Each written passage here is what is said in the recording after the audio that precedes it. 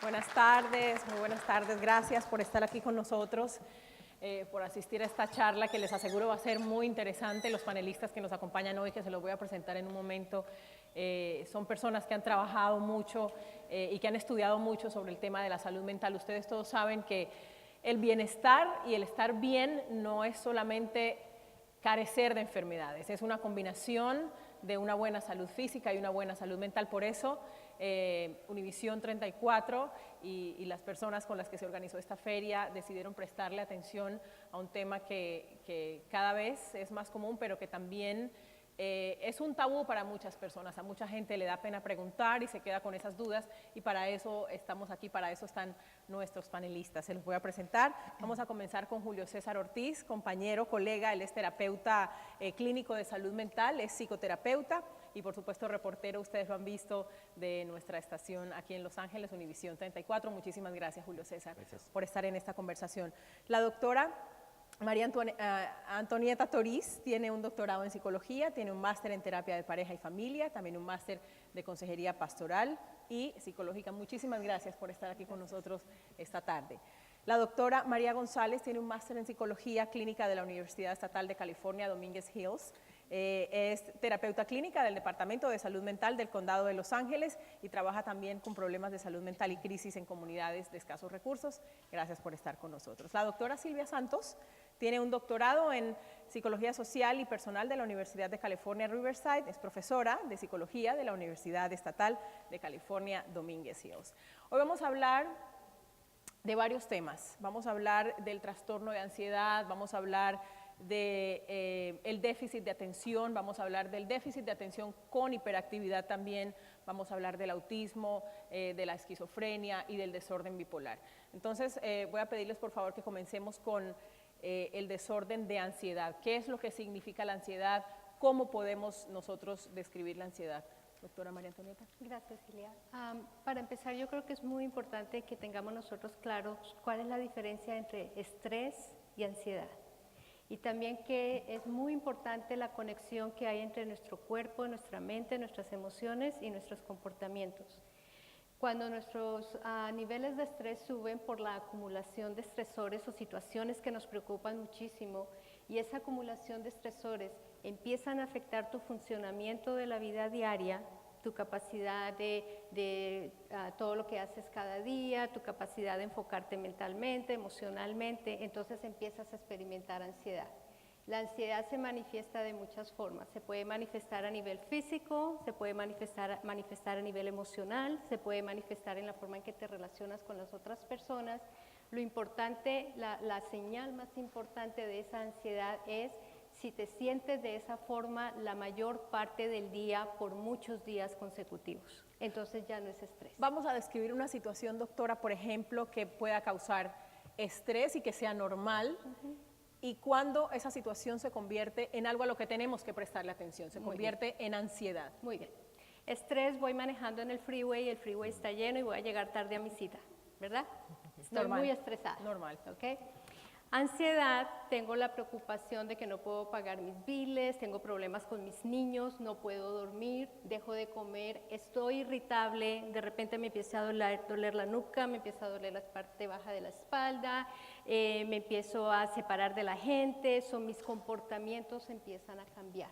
Entonces, cuando yo siento que son muchas cosas y empiezo a sentir como que ya no puedo con esto, dejo de dormir normalmente, dejo de comer normalmente o me empiezo a sentir más enfermo de lo normal, entonces la ansiedad ya está afectando mi cuerpo, mi mente, mis comportamientos y mis emociones. Si pudiera agregar algo visualmente, imagínense que tienen una abeja enfrente de ustedes. Alguien cuando mira una abeja enfrente de uno le tira unos golpes y se pone bien estresado porque lo puede picar. Ese estrés es beneficioso durante ese tipo de adaptaciones a nuestro contexto. Pero cuando ya se fue la abeja y se mantiene ese nivel de estrés 24 horas después de que la abeja se fue, entonces ya son síntomas de ansiedad. Ahora, muchos papás pueden confundirse quizás al identificar la ansiedad en el hijo o el estrés porque tiene mucha tarea escolar o porque no es aceptado en su grupo social. ¿Cómo un padre, doctora Silvia, por ejemplo, puede diferenciar entre cuando su hijo está realmente estresado o cuando su hijo está realmente pudiendo padecer de un desorden de ansiedad? Bueno, yo creo que aquí es bien importante ver lo que dijo la doctora Antoinette Estoriz, de qué tanto duran los síntomas, por ejemplo, ¿no? Que si esta es una situación pasajera, que de un día llega el niño quejándose con los padres de que lo criticaron, de que no lo invitaron a reunirse con el grupo, pero ya el siguiente día llega contento, ¿no? Entonces yo creo que es muy importante ver que estos síntomas persisten y aquí ya estamos viendo un problema más serio. Doctora María, la sintomatología no es igual en todos los niños. Usted en sus consultas, en sus terapias, ¿qué ve? ¿Cómo puede diferenciar la sintomatología entre uno y otro joven? Para cada niño los síntomas son diferentes, sí estoy de acuerdo contigo en eso. Una de las cosas que los padres pueden ver es si hay un cambio en sus hábitos, si dejan de ir a la escuela o dejan de ir con amigos por miedo a no sé, hay un tipo de ansiedad social, si les da pena y dejan de hacer las cosas. Hay un tipo de ansiedad funcional, que es la ansiedad que mantiene a ese niño despierto toda la noche para hacer la tarea y entregarla el próximo día porque tienen miedo a agarrar un mal grado. Pero hay otro tipo de ansiedad disfuncional, que es no voy a sacar un buen grado, no lo puedo hacer, y ese miedo a fracasar les previene empezar la tarea y miran la tarea y nunca la pueden empezar porque tienen un miedo a fracasar y ese miedo les previene el poderlo hacer. Hay dos tipos de ansiedades, una que les ayuda a ser exitosos y otra que es disfuncional, que ni siquiera pueden intentar hacer la tarea. Es decir, eso es lo que llamamos una bandera roja para los papás. ¿De qué otra bandera roja, como le decimos, podemos hablar que los padres puedan contar como con esa herramienta para decir, a mi hijo lo tengo que llevar ya a un especialista?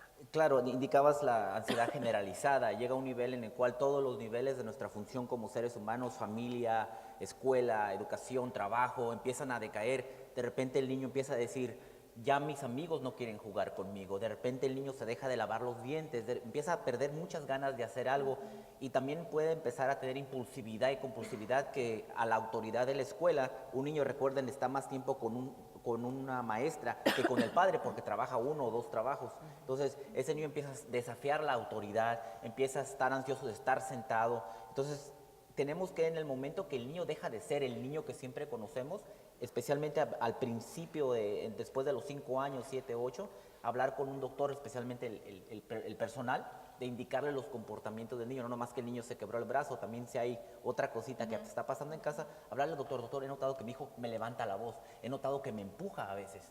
¿Es agresividad o es ansiedad? Entonces el doctor ya puede empezar. Hay que dejar el miedo y hay que, cuando vean estas señales, acudir al doctor o acudir a un especialista. ¿Con qué recursos cuenta nuestra gente? O sea, ¿a dónde pueden llamar? ¿A dónde pueden acudir? ¿Dónde pueden encontrar ayuda si sospechan que su hijo está padeciendo de una crisis de ansiedad? Aquí en California, gracias a la Proposición 8, que se aprobó más de $1,000 millones para ayudar a la comunidad, las iglesias son las primeras fuentes de recursos donde ustedes pueden acercarse a promotoras de salud. Se acaba de lanzar una campaña que se llama Each Mind Matters, cada mente cuenta, en la cual de una manera muy privada puede hablar con una promotora de salud que no le va a dar una terapia ahí en la iglesia o en el evento, como estos eventos, pero sí le va a dar un número de referencia para ir.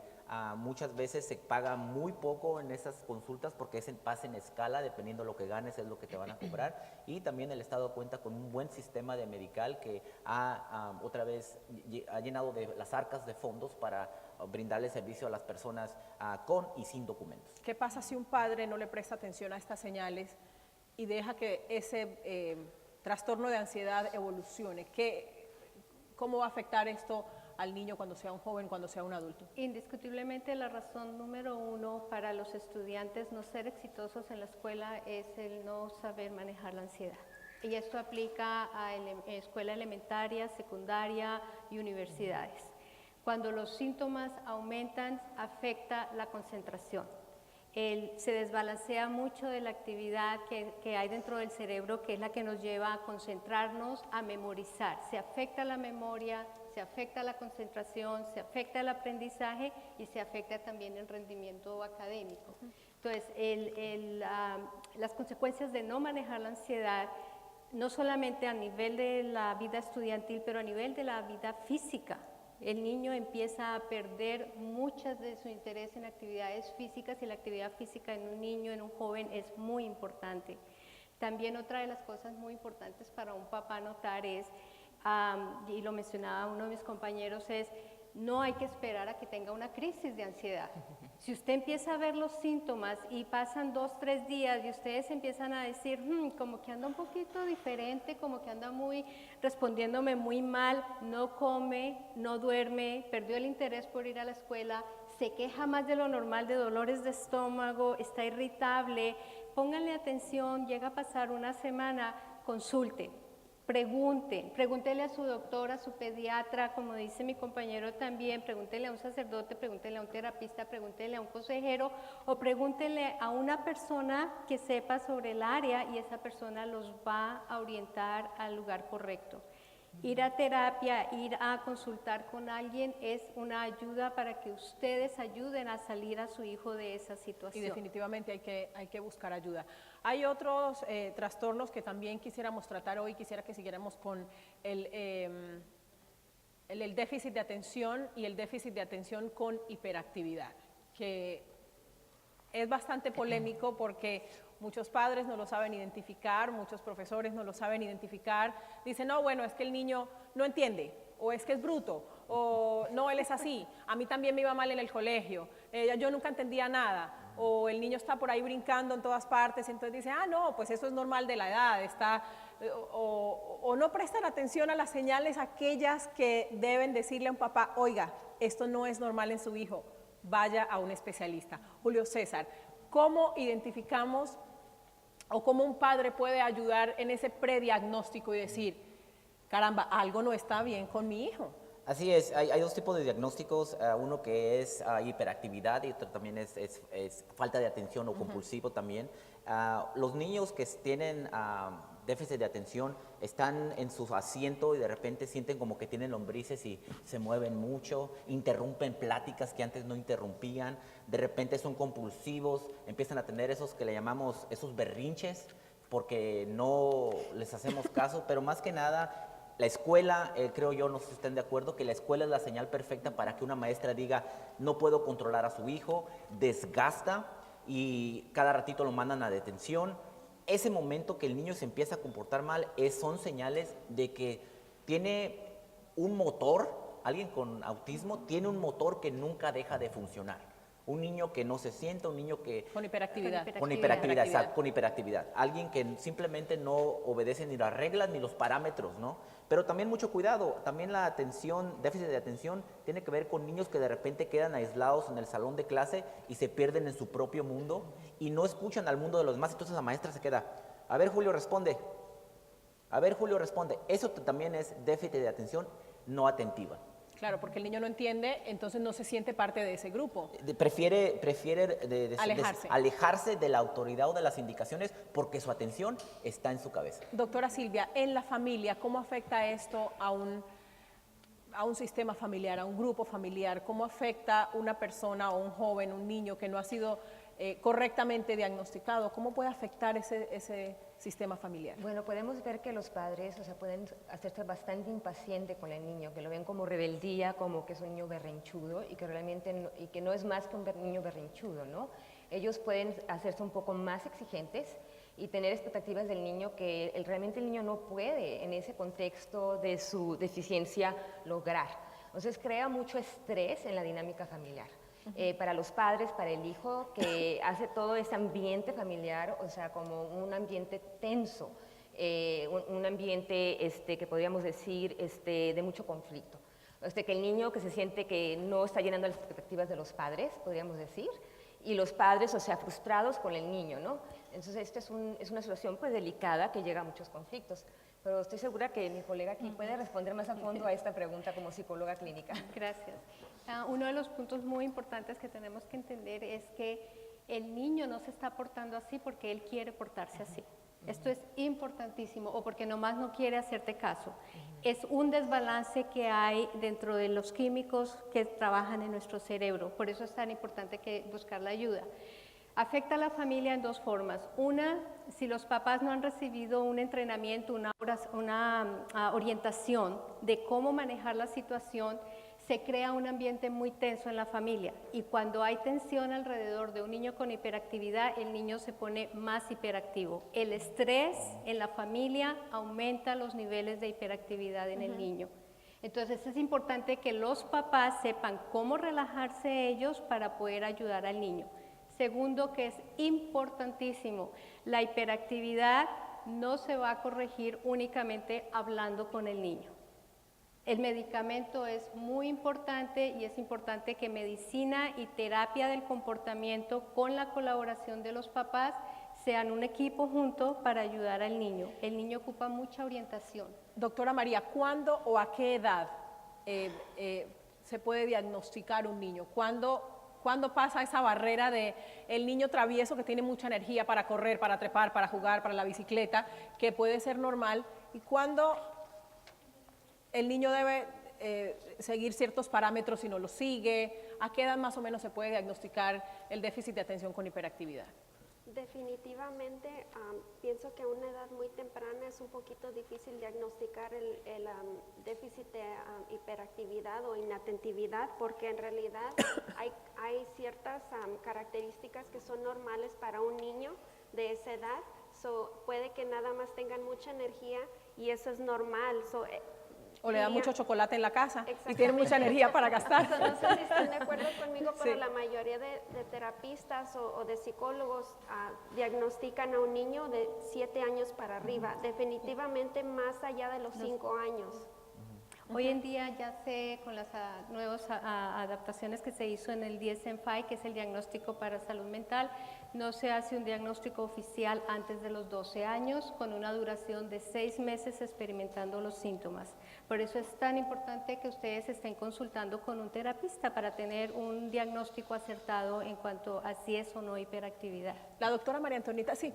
Más quería agregar que cuando no se trata a temprana reacción al niño que tiene hiperactividad o déficit de atención, pueden desarrollar síntomas depresivos, porque nadie de su casa quiere jugar con él, nadie se lo quiere llevar al parque, nadie se lo quiere llevar al cine, nadie los entiende. Entonces el niño, tengo ahorita 2 pacientes que están desarrollando depresión debido a que a los 7 años nadie quiere jugar con ellos. Sus papás se esconden cuando van a salir con los hijos y de repente la abuelita y él están solos en casa. Entonces es ahí cuando el familismo juega un papel muy importante, es decir, esta estructura familiar al alejarse del niño lo está deprimiendo. Y si estamos hablando de niños que llevan esa depresión 5, 6 años, de los 7 a los 13, el suicidio es una posible alternativa. Claro. La doctora María Antonieta mencionaba ahora los medicamentos y la importancia del medicamento en el tratamiento junto a la terapia. Los medicamentos son muy polémicos, porque hay quienes no creen en ellos, hay quienes prefieren no dárselos a sus hijos, pero ¿me pueden decir qué diferencia hay entre un niño que toma el medicamento que se le administra y un niño que no toma el medicamento que se le administra? Por ejemplo, en las terapias suyas. Okay. En las terapias, en el condado de Los Ángeles, sí tengo niños de 7 años que ya están tomando el medicamento para hiperactividad. El cambio en el DSM-5 acaba de salir, así es de que estamos un poquito atrasados, todavía no hemos cambiado al 5. Puede que cuando los traigan tratemos los síntomas, pero no les demos ese diagnóstico todavía, porque si no le podemos dar ese diagnóstico hasta después de los 12 años, pero hay discapacidad, se le va a dar el tratamiento. En los niños que he tenido en terapia, he notado tics nerviosos que apagan las luces del cuarto, abren la chapa varias veces y cierran, y estando yo en terapia con ellos a veces me dejan encerrada en el cuarto y me apagan la luz. Se suben al sofá. Un niño específicamente que tuve de 7 años tenía tics nerviosos de que antes de sentarse se ajustaba el pantalón, la camisa, y después se sentaba a jugar. Entonces le decía, ¿tienes que hacer eso cada vez que te levantas? Y me decía con una cara triste, sí. Eso no era voluntario, era algo que tenía que hacer. Lo que él sentía esa necesidad desde lo profundo de su ser, porque sí. Y una cosa que noté con los niños que veo es que con el tiempo se van calmando y se pueden concentrar, pueden platicar y tener una conversación, y cuando de recién vienen a terapia no pueden platicar porque no se pueden enfocar. Me imagino que para ellos hacer tarea es muy difícil porque no se pueden concentrar, les pueden estar hablando, pero ellos no están escuchando porque ellos están en su mundo y no pueden enfocarse. Como en la plática que hubo antes de que hay dos tipos, hiperactivo e inatentivo, es diferente para cada niño, pero definitivamente he mirado que con el medicamento se pueden enfocar más y he visto un cambio positivo. Doctora Silvia, a nivel psicológico, ¿cómo afecta a los niños que no están tratados, que no están diagnosticados y que no están bajo un medicamento ni en una terapia? Bueno, quisiera decir, por ejemplo, como dijo Julio César, el hecho de que estos niños, o sea, al momento de no ser tratados, puede dar un desenlace a otros problemas, por ejemplo, la depresión, ¿no? La ansiedad, comportamientos obsesivos, que obviamente el niño sigue decayendo, que empezó a lo mejor con una hiperactividad, pero ahora se están manifestando otros problemas, o sea que se está agravando su salud mental.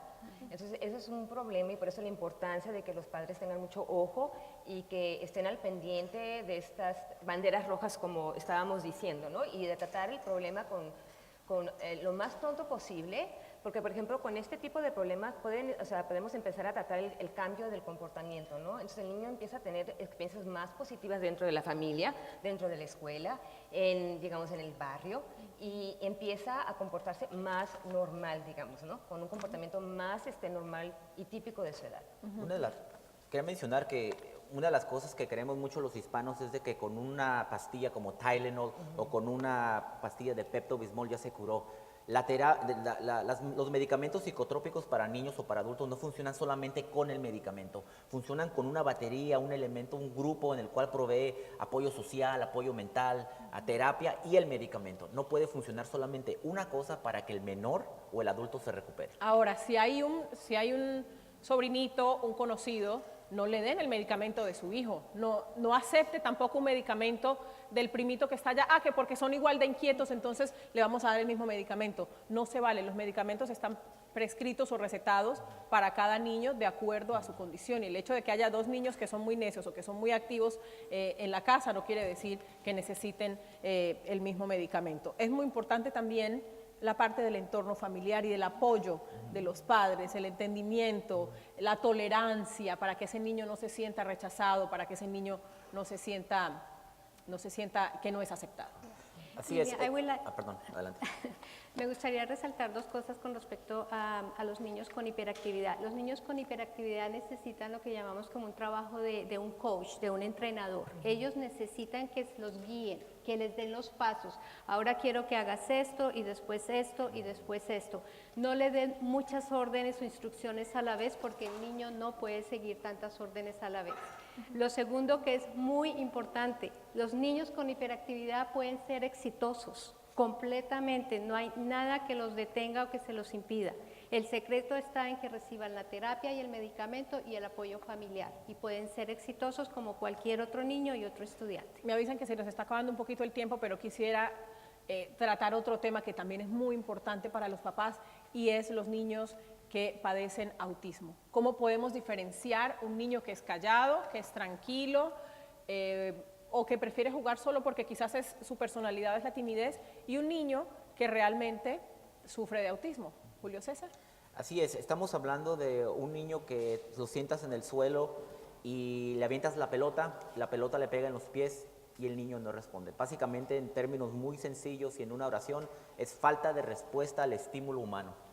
No te ven a los ojos, no saludan cuando deben de saludar, van muy allá fuera de las normas regulares que un niño que está vergonzoso. En México decimos, no,